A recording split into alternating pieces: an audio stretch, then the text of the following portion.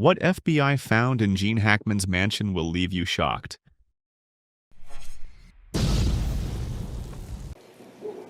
And I lost a dear friend, Gene Hackman. A few days ago, the internet was flooded with headlines that seemed too shocking to believe. Superman Gene Hackman has died at the age of 95. Gene Hackman, the legendary Oscar-winning American actor. Bodies of the Hollywood legend and his wife, Betsy, were discovered in their New Mexico home. But the tragedy didn't stop there. That same day in his home, his wife, Betsy Arakawa, and their beloved dog were also found dead. We just found one deceased person inside the house. Are they moving at all? No, dude, they're not moving. Just send somebody out here really quick. The discovery was made by a maintenance worker who, upon noticing the couple unresponsive through a window, promptly contacted 911. What really happened inside his Santa Fe home? Suspicion surrounds the deaths of Oscar-winning actor Gene Hackman. At first, nothing seemed out of the ordinary. An autopsy was conducted, and initial findings reported no external trauma on either body. But as investigators delved deeper, unsettling details began to emerge. There were 2 green in color cell phones, 2 bottles of medication, 1 bottle of over-the... Among the items found at the scene, 2 green cell phones, 2 bottles of medication, and a single bottle of over-the-counter Tylenol. On their own, they seemed innocuous, but together they painted a picture riddled with unanswered questions. What should have been a straightforward case was quickly becoming something far more complex.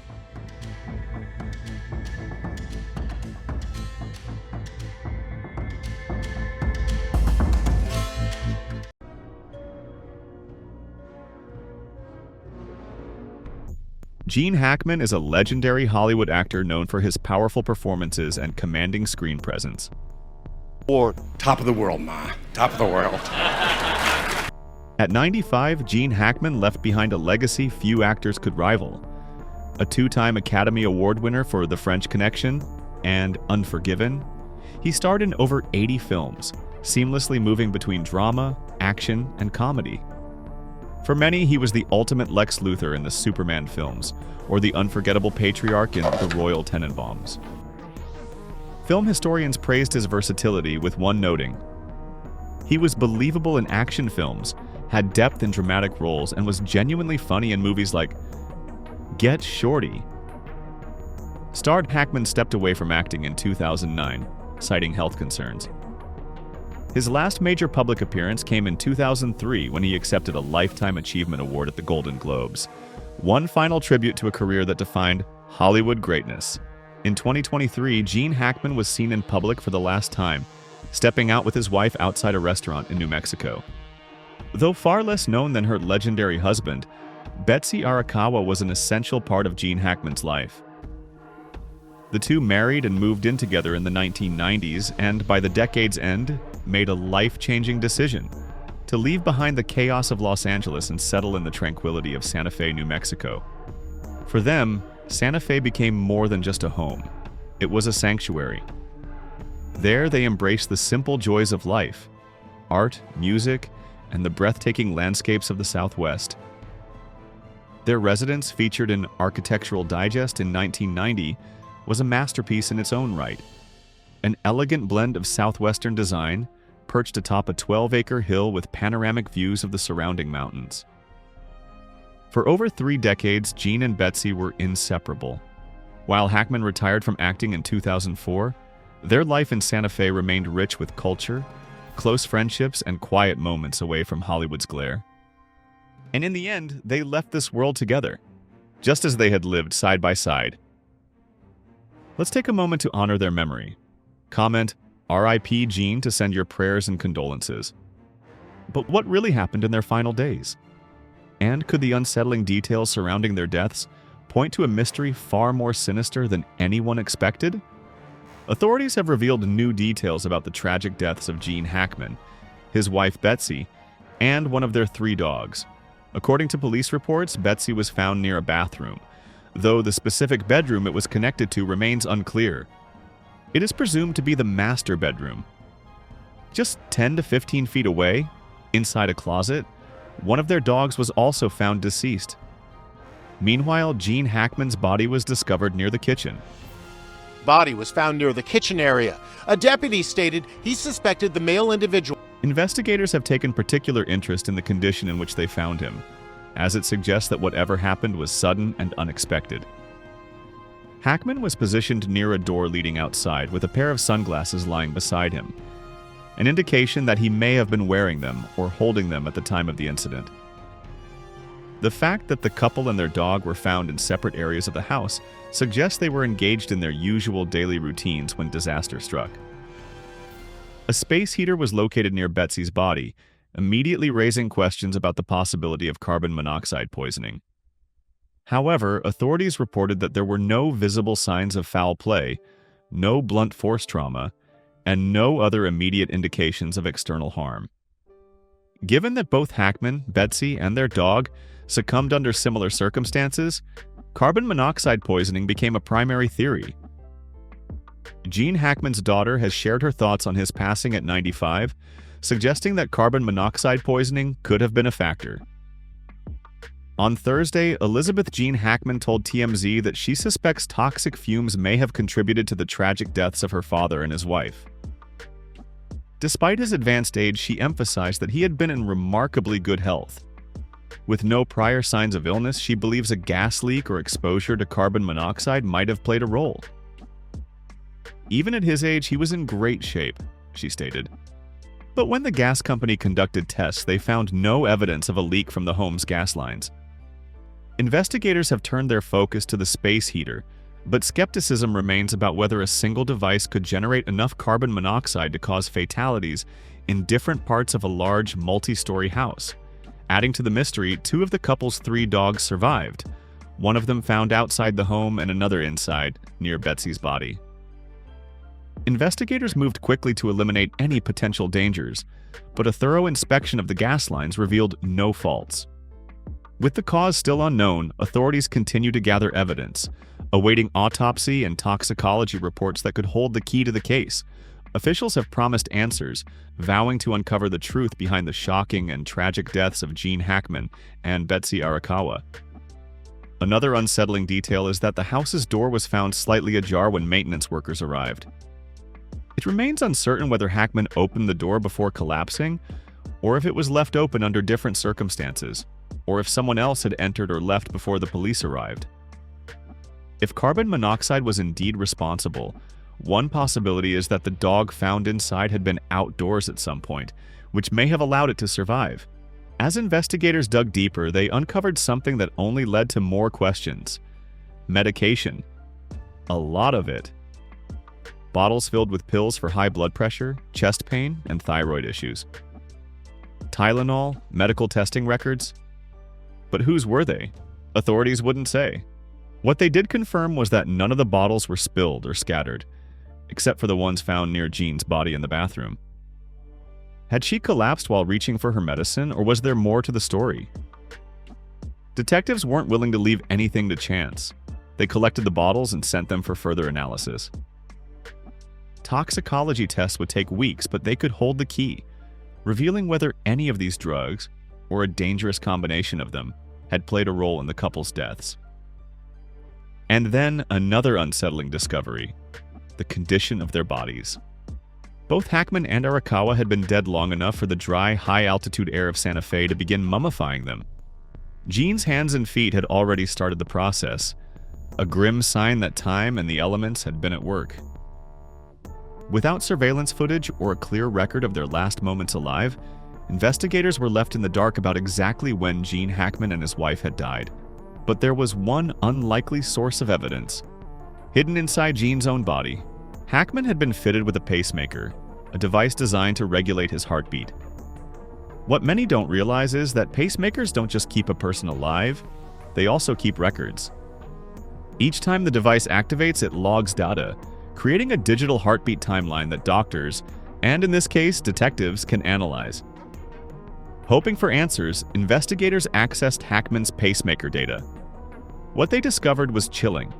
The last recorded activity from his device was on February 17th, 9 days before their bodies were found. That meant he had been dead for more than a week before anyone noticed something was wrong. But that revelation only deepened the mystery. If Hackman had died first, what had happened to his wife, Arakawa? Had she passed at the same time? Or had she been alive for days, unaware? Or worse, trapped in a far more sinister scenario? The timeline was more tangled than ever. Clues surfaced, but instead of bringing clarity, they only deepened the mystery. One thing, however, was becoming undeniable.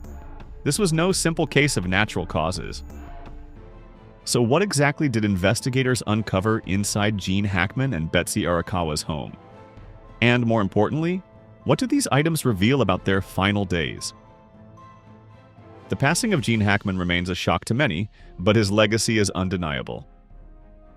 Gene Hackman's journey to becoming one of Hollywood's most respected actors was anything but easy. He began his training at the prestigious Pasadena Playhouse in California, but his peers were far from encouraging. In fact, he was voted least likely to succeed. Rather than letting the criticism discourage him, Hackman used it as motivation to prove them wrong. While studying at Pasadena Playhouse, he struck up a friendship with another struggling actor, Dustin Hoffman, who would also go on to become a Hollywood legend. However, finding work was a challenge for Hackman. Despite numerous auditions, he was repeatedly turned down due to both his appearance and acting style. But he refused to give up. Determined to improve, he took small roles in theater productions, working tirelessly to hone his craft. Gradually, he started landing minor parts in television shows and films. His persistence paid off when he secured his first movie role in Lilith, 1964. But it was Bonnie and Clyde, 1967, that catapulted him into the spotlight. Playing Buck Barrow, the loyal yet tragic brother of Warren Beatty's Clyde, Hackman delivered a natural and emotionally charged performance that resonated with audiences and critics alike. His work earned him an Academy Award nomination for Best Supporting Actor, marking his arrival as one of Hollywood's rising stars. His true breakthrough, however, came in 1971 with The French Connection. Starring as Popeye Doyle, a relentless yet morally conflicted police officer, Hackman gave a raw and electrifying performance that won him his first Oscar for Best Actor. The film was a major success, influencing the crime genre for years to come and cementing Hackman as one of the industry's most sought-after talents. Riding the momentum, Hackman continued to take on complex and compelling roles. In 1974, he collaborated with director Francis Ford Coppola on The Conversation, portraying Harry Call, a lonely and guilt-ridden surveillance expert. The film received an Academy Award nomination for Best Picture, and critics hailed Hackman's deeply introspective performance as one of his finest. Throughout the 1970s, he continued to build an impressive resume, starring in films like Scarecrow, 1973, alongside Al Pacino. The film, a moving exploration of friendship and isolation, was further elevated by the chemistry between its two leads. Then, in 1978, Hackman took a sharp turn into blockbuster territory, playing the cunning and charismatic villain Lex Luthor in Superman, opposite Christopher Reeve. Infusing the character with both wit and menace, he made Luthor one of the most memorable antagonists in movie history. With each role, Hackman proved his versatility, seamlessly shifting between intense dramas and larger-than-life performances. His career, built on resilience and sheer talent, transformed him from an underestimated outsider to one of the most celebrated actors in Hollywood history. When authorities stepped into the Santa Fe estate, they expected answers. Instead, they found a puzzle. Among the possessions left behind, detectives identified 6 items that stood out: 2 green cell phones, a set of medical records, a 2025 planner, and 3 bottles of medication, including 1 over-the-counter Tylenol. Each object held the potential to shed light on the final moments inside that house. Were they mere remnants of everyday life, or silent witnesses to something far more unsettling? The first major clue: 2 green cell phones. A person's phone is a digital time capsule, holding the final pieces of their story. Texts, call logs, voicemails, search history, GPS locations. Investigators seized both devices, hoping to reconstruct the couple's last days. Who had they spoken to last? Had either of them tried to call for help? Had Betsy been reaching out to someone while Gene was already gone? And perhaps the most unsettling question, was there something on those phones that someone didn't want to be found? Then came the 2025 monthly planner. At first glance, it seemed like just another household item, but in cases like these, a calendar can be a silent witness. People use them to track doctor's appointments, medications, meetings, sometimes even personal thoughts. Did Gene or Betsy have an upcoming medical visit? Were there notes about their health? Had they left behind any clues hinting at trouble? And then the medications, 3 different kinds. Thyroid medication, a common prescription, but a possible sign of underlying health concerns. Diltiazem, used for high blood pressure and chest pain, was one of them struggling with heart issues? Tylenol, harmless in most cases, but when found near the deceased, it can take on an entirely different meaning. Each clue brought more questions than answers. But one thing was clear, something about this case wasn't adding up. The most unsettling discovery lay on the bathroom counter near Betsy's body. A bottle of pills, its contents scattered. Had she collapsed while taking them? Had she taken too many? Or had someone else placed them there? When asked whether the pills could be linked to their deaths, Sheriff Mendoza refused to rule anything out. The truth would depend on toxicology reports, but those results wouldn't come quickly. For now, all investigators could do was wait and wonder what the tests might reveal. Do you think the death of Gene Hackman and his wife Betsy Arakawa was of natural causes? Share your thoughts in the comments section below. Gene Hackman's daughter Elizabeth is one of 3 children from his first marriage to Faye Maltese. Hackman and Maltese were married for 3 decades, from 1956 until their divorce in 1986. Maltese later passed away in 2017. In 1991, Hackman married Betsy Arakawa, and after stepping away from Hollywood, he chose to live a private life, rarely making public appearances. Elizabeth noted that while her father's passing at the age of 95 was not unexpected, the sudden loss of Betsy Arakawa at 63 raised more questions. She described their marriage as deeply loving and credited Betsy with playing a crucial role in Hackman's well-being. She truly took great care of him and was always looking out for his health, said Leslie. For that, I am incredibly grateful, and her passing is heartbreaking. In one of his rare public outings, Hackman had recently attended a comedy show in his city. His daughters, Elizabeth and Leslie, along with his granddaughter Annie, expressed their profound grief over his death. With heavy hearts, we share the sad news of our father Gene Hackman and his wife Betsy's passing, the family said in a statement to People. While the world knew him as an iconic actor, to us he was simply dad and grandpa. His loss leaves a void that words cannot fill, and we are truly devastated. As John Yang reports, Gene Hackman was widely regarded as one of the greatest actors of his generation. Over a career spanning more than 40 years, he appeared in 79 films, earning praise for his ability to bring depth and realism to a wide range of roles across multiple genres. His breakout performance came in Bonnie and Clyde, 1967, where he played a fiercely loyal outlaw, earning his first of 5 Academy Award nominations. He went on to take on a variety of unforgettable roles, from a paranoid surveillance expert in The Conversation to the ruthless and charismatic Lex Luthor in Superman, and a relentless FBI investigator in Mississippi Burning. Many of his most iconic performances featured tough, uncompromising characters. In The French Connection, he played a relentless New York City cop determined to bring down criminals at any cost. His portrayal of a violent, power-hungry sheriff in Unforgiven showcased his ability to command the screen, even opposite Clint Eastwood. But Hackman wasn't just known for intense dramas. He had a talent for comedy as well. He played the eccentric, manipulative patriarch in The Royal Tenenbaums and a rigidly conservative senator in The Birdcage, proving his range as an actor. As he grew older, Hackman spoke about the challenges of aging in the industry, particularly in memorizing lines. Still, he remained deeply passionate about acting, saying it had allowed him to fulfill many of his childhood dreams. Beyond film, Hackman was also a published author, writing or co-writing 5 books, including historical fiction and westerns. Following his passing, filmmakers and fellow actors flooded social media with tributes, honoring his immense contributions to cinema and his unforgettable legacy. At the 97th Academy Awards on March 2, 2025, the film industry paid tribute to the late Gene Hackman in a moving ceremony led by his longtime friend and co-star, Morgan Freeman. During the In Memoriam segment, Freeman, who shared the screen with Hackman in Unforgiven and Under Suspicion, delivered a heartfelt eulogy. "This week, our community lost a giant, and I lost a dear friend," he said. Freeman recalled Hackman's hope to be remembered simply as someone who tried to do good work, assuring the audience that his legacy far exceeded that humble wish.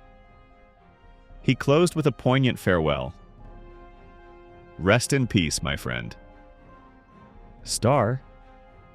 The tribute was underscored by a haunting performance of Lacrimosa from Mozart's Requiem, performed by the Los Angeles Master Chorale, adding to the solemnity of the moment. Hollywood icons and co-stars alike shared their grief and admiration. Tom Hanks, who rarely posts on social media, made an exception, writing, "There has never been a Gene Hackman type. There's only been Gene." Clint Eastwood, who directed and acted alongside Hackman in Unforgiven, described him as intense and instinctive, never a false note. He was also a dear friend whom I will miss very much. Star director Francis Ford Coppola, who worked with Hackman on The Conversation, called him a great actor, inspiring and magnificent in his work and complexity. Meanwhile, Nathan Lane, his co-star in The Birdcage, marveled at his effortless skill, saying, "You could never catch him acting. Simple, true, thoughtful, and soulful, with just a hint of danger." Star Josh Brolin expressed his devastation on social media, mourning the loss of Hackman, his wife Betsy Arakawa, and even their beloved dog. A powerful scene from Crimson Tide, 1996, resurfaced on Twitter, quickly amassing over 3 million views as fans revisited Hackman's commanding screen presence. Even actors who never worked with him felt his influence. Viola Davis, who entered the industry after Hackman's retirement, paid tribute to his legacy, listing her favorite films of his and praising his ability to be both tough yet vulnerable. Will Smith, who co-starred with Hackman in Enemy of the State, 1998, called him an absolute force of nature on camera, expressing gratitude for the lessons he learned from him. As Gene Hackman's career soared to incredible heights, he continued delivering unforgettable performances. But behind the scenes was the relentless pressure of Hollywood and the passage of time beginning to take a toll on his health.